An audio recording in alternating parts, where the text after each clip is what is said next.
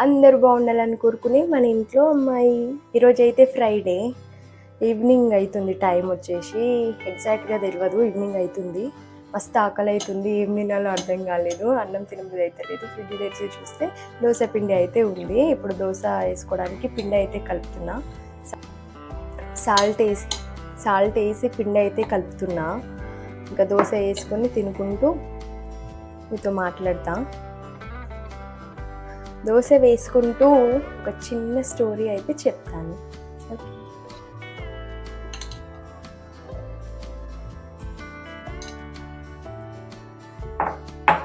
ఒక బీచ్ దగ్గర బెలూన్స్ అమ్మే వ్యక్తి బెలూన్స్ అమ్ముకుంటూ ఉంటాడనమాట.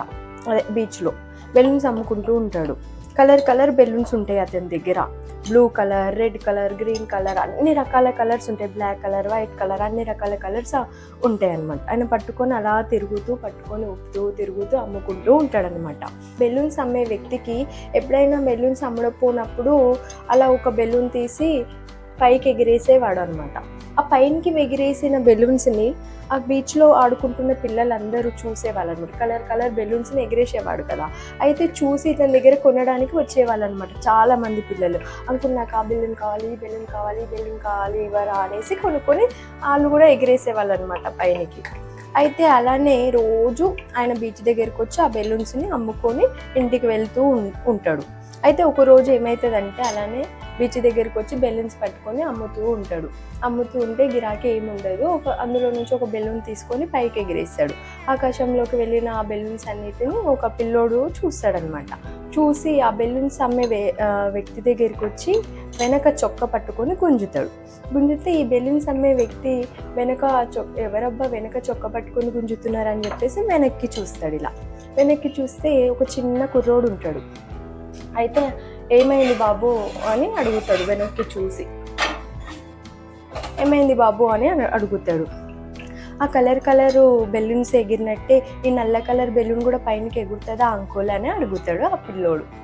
అయితే ఆ బెలూన్స్ అమ్మే వ్యక్తి ఏమని చెప్తాడంటే ఆ పిల్లోడికి, వీటికి నల్ల రంగు ముఖ్యం కాదు బాబు, వీటిలో నింపే గాలి వీటిని పైకి తీసుకెళ్తుంది అని చెప్తాడు.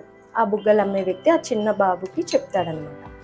అయితే ఈ చిన్న స్టోరీలో మనం ఏం తెలుసుకున్నాం అంటే వ్యక్తిత్వం కలర్ కాదు, మనకున్న మనస్తత్వము, మనలో ఉన్న వ్యక్తిత్వమే మనల్ని గొప్ప స్థాయిలో నిలబెడుతుంది.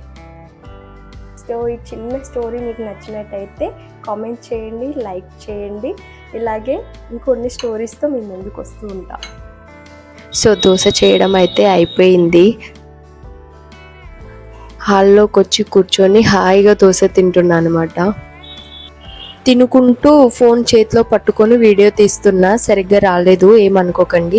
సో మీకు ఈ వీడియో నచ్చినట్టయితే లైక్, షేర్, సబ్స్క్రైబ్ చేసుకోండి.